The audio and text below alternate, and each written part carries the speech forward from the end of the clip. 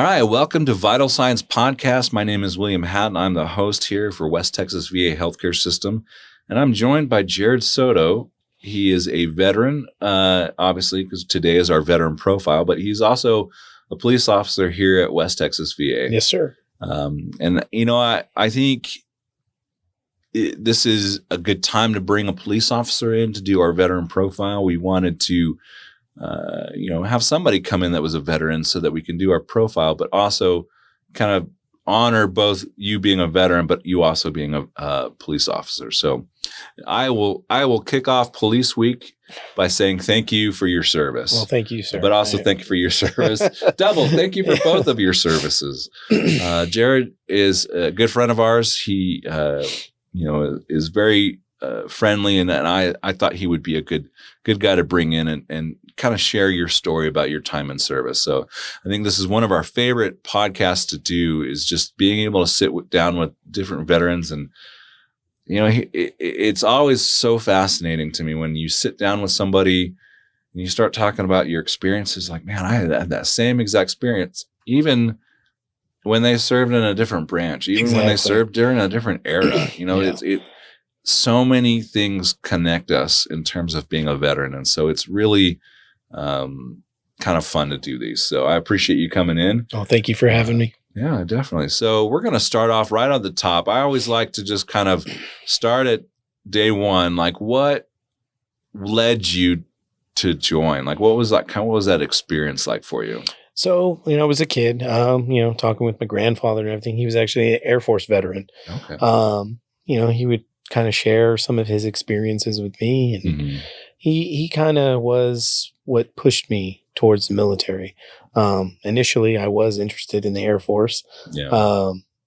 But then, as I started talking to different recruiters, when it came time for me to start looking, hey, look here, you can actually have a career in the military. Ended up talking to an Army recruiter and like what he had to say, despite what may have been true, what may not been true. But I think sitting down with the recruiter is always funny. Like I remember going in and he really tried to sell me to join, and I was already sold before I walked in the door. He's like, "You can do this and you can do that." I'm like, "Yes, sir." You don't have to give me the full sales pitch. I'm already on board.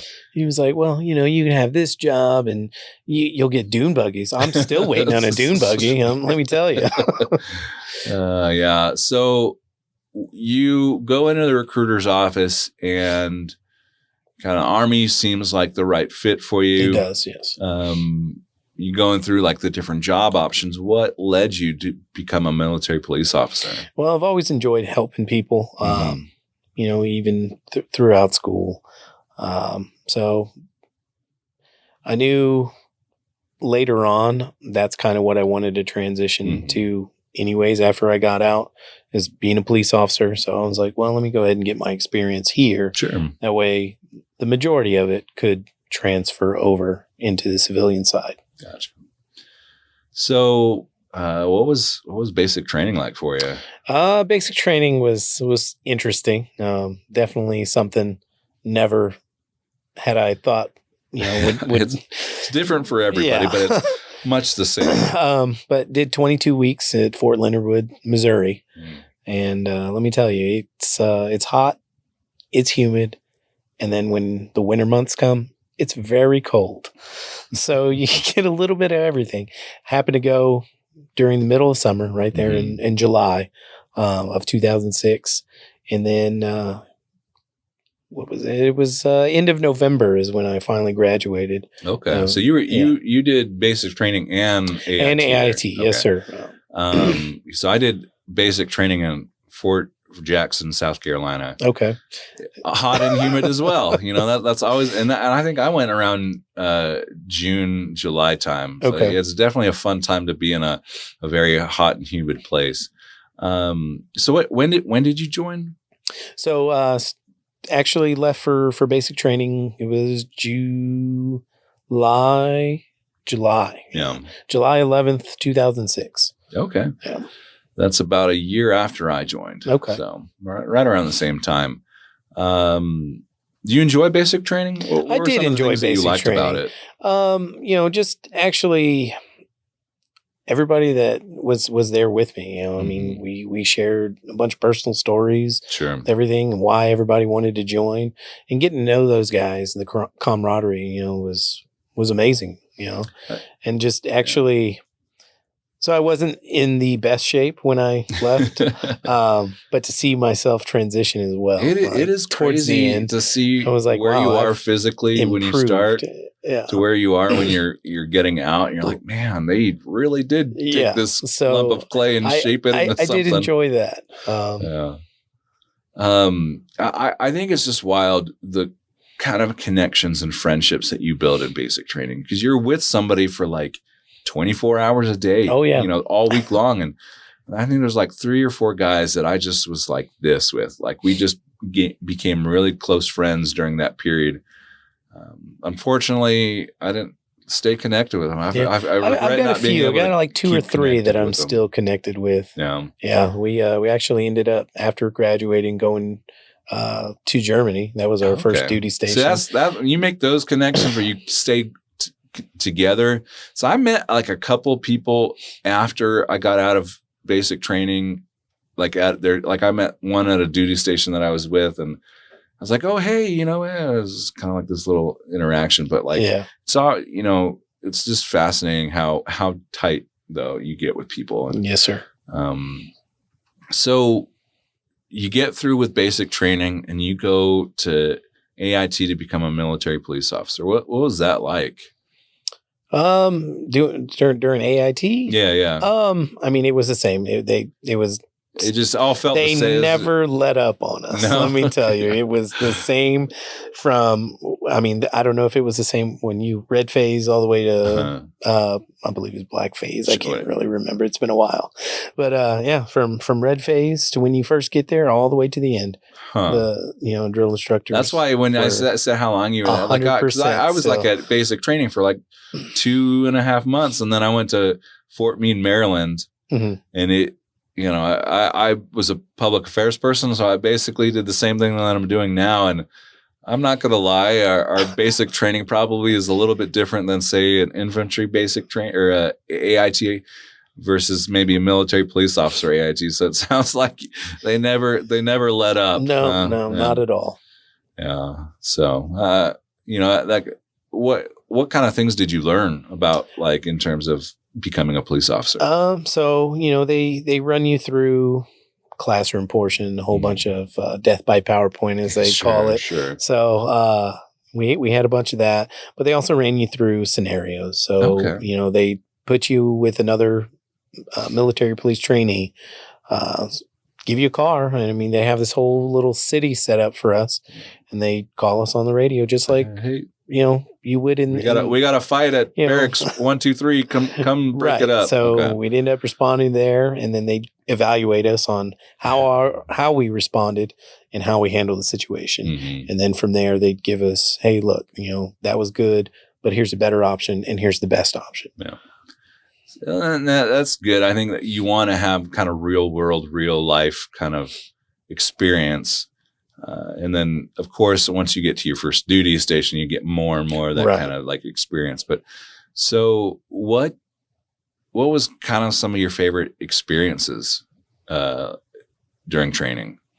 Well, I definitely I enjoyed the field training exercises that we did. Like, I mean, that was the night shoots and the night shoots, crawling and all that. Yeah. The ruck marches were not my favorite. I'm a shorter guy, so my stride is not that long, so it took me a little while to catch up to everybody. But I mean, I enjoyed all the exercises that we did there.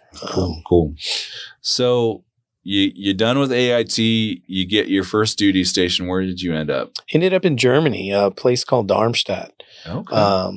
And then when they did the base realignments in Europe, ended up in Wiesbaden, the Army airfield there. Mm-hmm. So, what was it like going from Fort Leonard Wood to Germany? Was that culture shock a little bit? Yes, it was. It was a huge change. I mean, I'm 18 at the time, and in Germany, you can drink. Sure, sure. That was a surprise for me. I was like, well, all right then. Cool. You know, When in they're Rome. yeah, their driving laws are completely different than ours. So yeah, it was a change, but it was a good fun change. I enjoyed every last minute I was in Germany. You know, got to travel, got to enjoy the food that they had there as well. So how long did you spend in Germany? I was there for 3 years. 3 years? Yeah. So you hitting a 3-year mark. What kind of thoughts are going through your head in terms of your service? Like, do I want to do this for a whole life, or am I coming in of your contract? No, I did want to keep going. I had an initial 5-year contract. So yeah, that's how long mine was as well. So 3 years there in Germany, and then my last 2 ended up being at Fort Polk. Okay. Louisiana. In Louisiana. So, but yeah, I really wanted to stay in. Family at the time kind of put a stop to that. So yeah, I just did my contract and went ahead and. Okay. What was Fort Polk, right? Yeah, Fort Polk. What was that like for you? It was fun. I enjoyed it. I mean, it was hot, but it wasn't too terrible. A lot of outdoor activities to be done, and I enjoy outdoors. Kind of getting out and about. Yeah. Cajun food is amazing. So that was very fun for me. So it's always interesting. I guess I was stationed at Fort Hood for the whole 5 years, pretty much, and I did 2 tours in Iraq, but like experiencing the culture, I guess I experienced Austin, which is, for people who've been to Austin, it's either you like it or you don't, maybe. Right. I don't know. I enjoyed it. As a soldier, a young soldier, I think it's a fun place to be. And so our trips to Austin were always good. Well, that's where I'm from, actually. So yeah, I know what you're talking about. So, did you do any tours? No, I didn't do any tours. So my first 3 years when I was in Germany, you're all ended up strictly there. Getting assigned to a military intelligence unit. Okay. Doing skiff duty, so kind of like a guard, making sure people had the right clearance to get into certain areas, things like that. And then Fort Polk, I was assigned to a road unit there. Okay. Garrison and line unit is what they called it. And towards the end of my 5th year is when my unit was about to deploy. They wouldn't let me extend. I had to re-enlist. But of course. Like I said, family at the time. It's hard. We all have different reasons for why we got out. I really wanted to do my 5 years and then go to school. That was like my plan. And I think for every soldier, every service member, they probably go through different phases in terms of what they want. And, I think some people become committed for a whole life of it, and that's great. And I think other people do their 3 to 5 years. Like I served my country and I did my thing, and now I'm ready for the next chapter of life. And so, I think that's probably pretty normal. I think if you polled most veterans, like it's there, each reason is different, but each reason's kind of the same in a way. Right. So you get out. Actually, no, let's stay with your service a little bit longer. I imagine so you're kind of just like, I don't want to say patrol, but like you're just like a typical like police officer there on the base at Polk, right? Yeah. Like so if you can imagine what a police officer does, out here in the civilian world, they respond to fights, robberies, those sort of things. Anything that's going on. Yeah, anything that's going on. The base is the same way. Yeah. We respond to some robberies. it happens. Sure. We respond to domestic violence, disputes and fights, and yeah. So pretty much everything, just only on base. Only on a base. Yeah. So what was that like for you? Like, I imagine it's a lot different than working with military intelligence.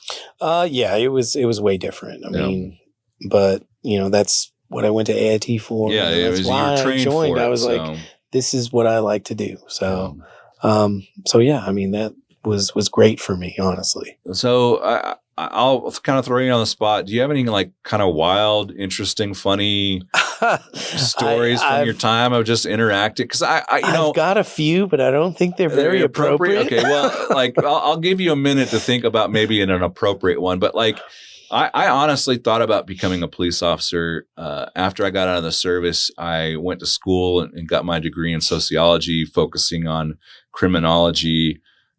Really kind of was interested in that, and then kind of like family has a way of kind of leading you in different directions. Yes, sir. And I had just gotten married, and I was like, do I really want to become a police officer? And kind of ended up going a different route, but like I'd always was really fascinated by the service. And so I even did a couple of ride-alongs. And I always loved like talking to police officers and just hearing, funny stories, wild stories, experiences that they had. And some of them aren't appropriate. Yeah. But, you had a minute to think about it. You got anything? Well, yeah. So, I mean, it's kind of sort of appropriate. It was funny afterwards. Sure. I mean, during the situation, it kind of wasn't funny. But we get a call that, hey, there's a guy laying across from somebody's house, just out in the yard, just laying down. So we respond.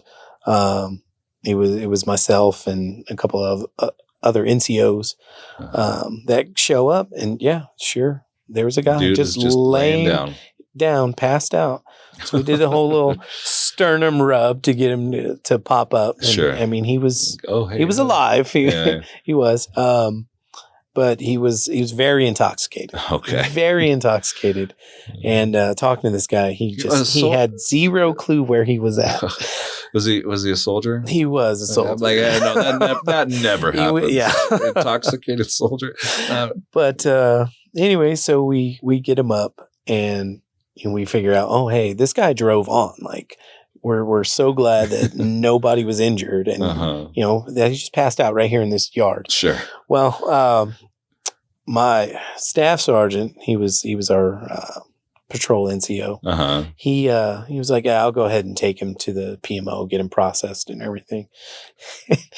And as soon as he put him in the back of the patrol car, he threw up everywhere. Oh my gosh. Oh, so I mean, like I said, that is the reality of being a police officer. Yeah. You're going to run across situations where, it's just exactly like that, and I can imagine that could be pretty interesting. All right. So kind of transitioning out of service, what was it like for you, your first couple of years as a veteran? Well, to be honest, when I first got out,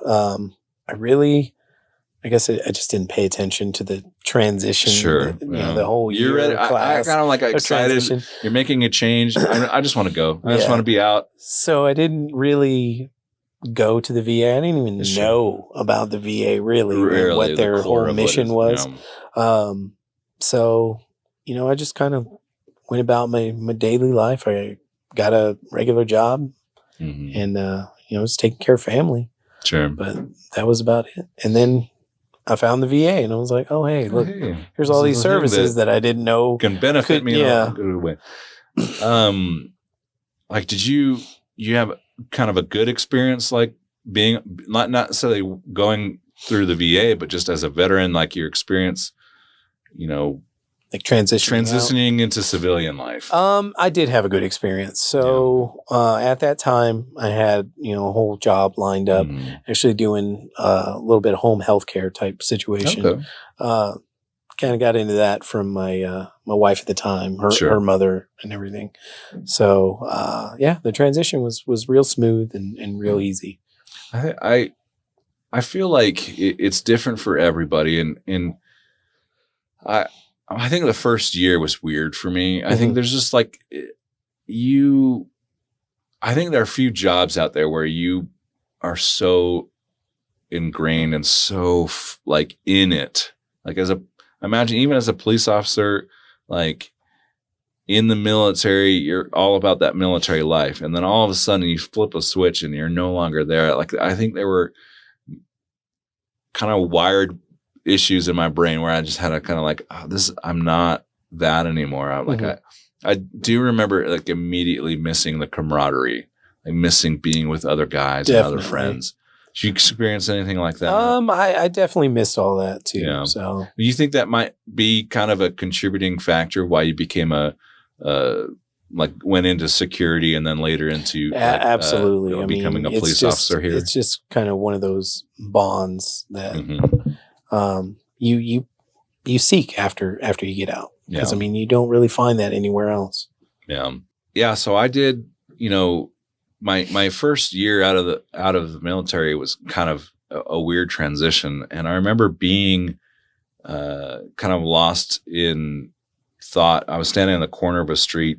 A fire truck went flying past me, lights, sound blazing, and guys are hanging off the side. And I just remember looking at them with such envy. I missed that purpose, that drive, that reason, and just having duty, having definitely a brotherhood that, like I said, you can't find it anywhere else for the most part. Except for just, tight knit groups. So what kind of led you to join the VA as a military or police officer? As a police officer, well, like I said, before it's what I wanted to do after the military. I didn't. When I did get out initially, I wasn't very sure of myself at that time. I think it's a hard thing to like. Life happens. Yeah, you have ideas of what you want to do, and I talked earlier about like wanting to become a police officer myself, and then kind of shifting gears. And so I think that's normal. You kind of get out having an idea what you want when you get out, and then maybe you kind of got to a point where you're like, maybe I do want to go into police service. And I'd been looking into when I got out, I went home to Austin, so I'd been looking at getting on with APD there. Found out though that my military time, we could actually substitute that for training. I would just have to study for the test. Gotcha. So during this whole process, I'm studying, but I'm also working, and then found that security job with the VA. And then that whole transition happened. Kind of just opened up the door. Yeah, it opened up the door to get on with the VA police. So I think there's a lot of folks out there, who watch who aren't aware that the VA even has its own police force. Yes. I think it's kind of an interesting thing. We both talked before we started recording of how before we joined the VA, we didn't even realize or know that there was a police force within the VA. And so what has that like been, going for working for a military police force to working for veterans in a police type capacity? So nothing really changed. I mean, it's pretty much the same. They're veterans now. Yeah. So it's our job and it's our duty to assist them in every way possible, and make sure that they're having a good experience here and that their needs are being met. Yeah. So, what has it been like for you specifically as a police officer with the VA? Do you have a lot of good experiences? What is your day-to-day like? Day-to-day here in Big Spring, I got to say, it's not a whole lot going on. Sure. Just we're a smaller facility, but we'll respond to alarms. We'll respond to some disturbances, and it's mostly somebody that raises their voice, and it could be staff as well. It's not always the veteran that is causing an issue. So we go in there and we figure out what's going on. And then we get the situation handled and resolved as best we can. I can't speak for every situation, but I feel like the experiences or situations that I've witnessed or come across when involved with a police officer within the VA going and assisting a service member who, a veteran who is upset about something. Generally, I think they're, and I can't say this is also true, but most of the officers are are also veterans. Yes. I think that helps in your approach when you kind of go to somebody like, look, I'm on the same level with you. So we can relate to them that way because we have similar experiences, especially dealing with VA and the red tape and the hoops and things that sometimes you have to go through.